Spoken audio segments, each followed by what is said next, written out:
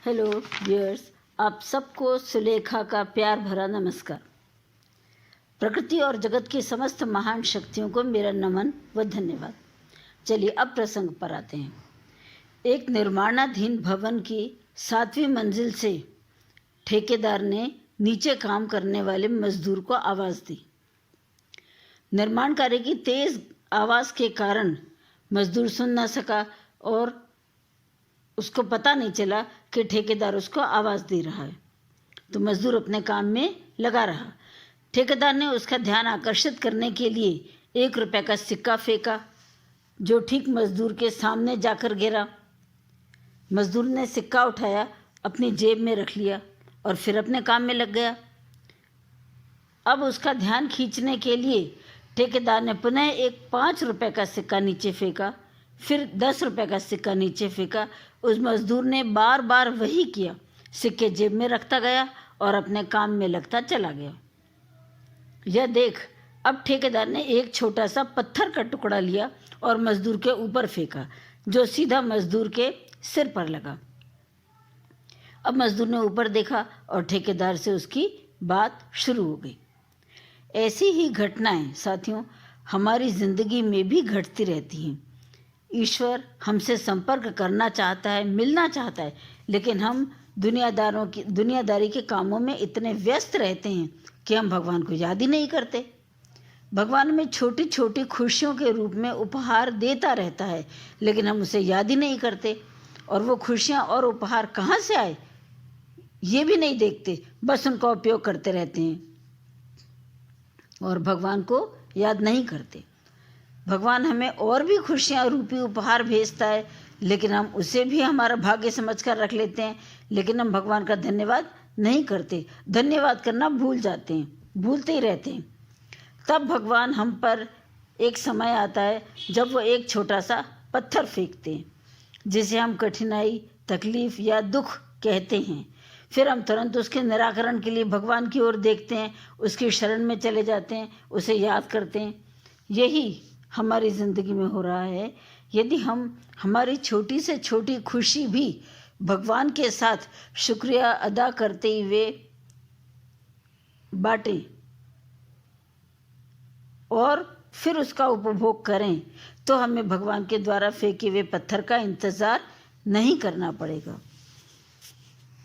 और ये शुक्रिया हम समाज सेवा के रूप में भी कर सकते हैं। समाज सेवा के रूप में भी हम भगवान का शुक्रिया अदा कर सकते हैं। एक महिला ने एक बहुत अच्छी बात बताई, ये उनकी आप बीती है, शेयर करती हूँ। उन्होंने कहा है, मैं मार्केट अक्सर बस से ही आती जाती हूँ, ये मेरी दिनचर्या का हिस्सा है।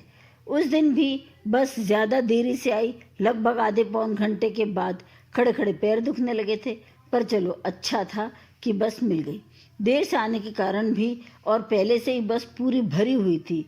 बस में चढ़कर मैंने चारों ओर देखा तो पाया कि सभी सीटें भर चुकी थी। आशा की कोई किरण नज़र नहीं आई। तभी एक मजदूरन ने मुझे आवाज़ लगाकर अपनी सीट देते हुए कहा कि आप यहाँ बैठ जाइए।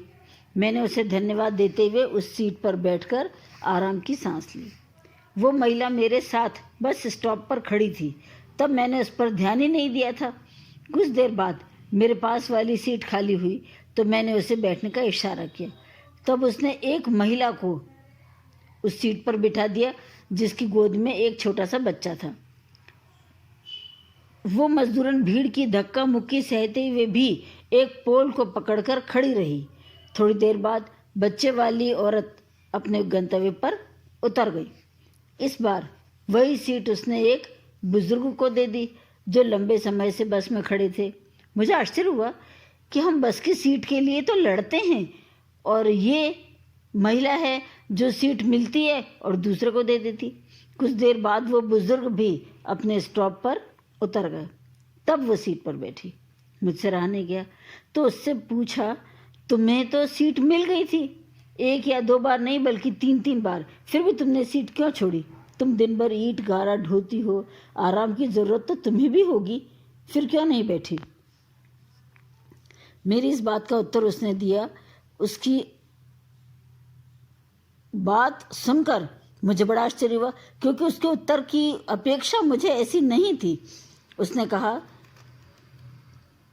मैं भी थकती हूँ, आपसे पहले मैं स्टॉप पर खड़ी थी, मेरे भी पैरों में दर्द होने लगा था, और जब मैं बस में चढ़ी थी तब यही सीट खाली थी। मैंने देखा आपके पैरों में तकलीफ होने के कारण आप धीरे धीरे बस में चढ़ी। ऐसे में आप कैसे खड़ी रहती और मैं कैसे बैठ जाती, इसलिए मैंने आपको सीट दे दी, क्योंकि आपके पैरों में दर्द था। फिर उस बच्चे वाली महिला को सीट इसीलिए दी क्योंकि उसकी गोद में एक छोटा सा बच्चा था जो बहुत देर से रो रहा था। उसने सीट पर बैठते ही शांति का अनुभव किया, और बुजुर्ग खड़े हुए थे, तो एक बुजुर्ग के खड़े रहते हुए मैं कैसे बैठ जाती, सो उन्हें दे दी। मैंने उन्हें सीट देकर ढेरों आशीष पाए। कुछ देर की यात्रा है, सीट के लिए क्या लड़ना, वैसे भी सीट को बस में ही छोड़कर जाना है, घर तो लेकर नहीं जाना। मैं ठहरी ईंट गारा ढोने वाली।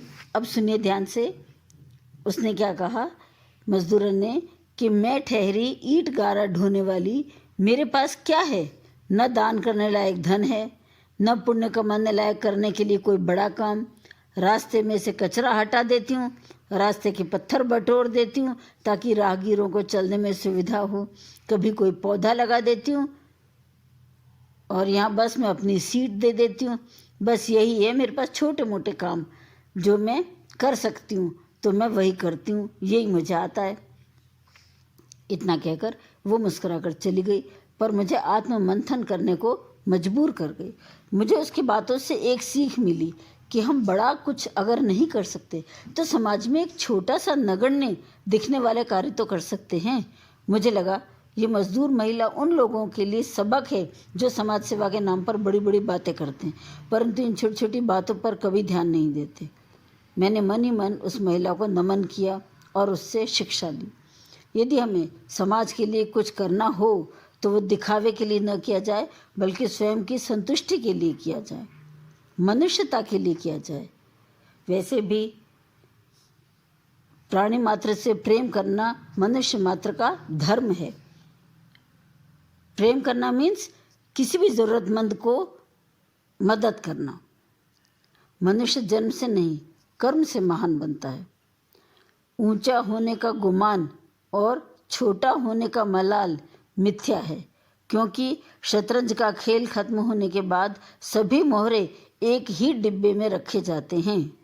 सो in future be careful and do whatever you can, no matter small और बिग।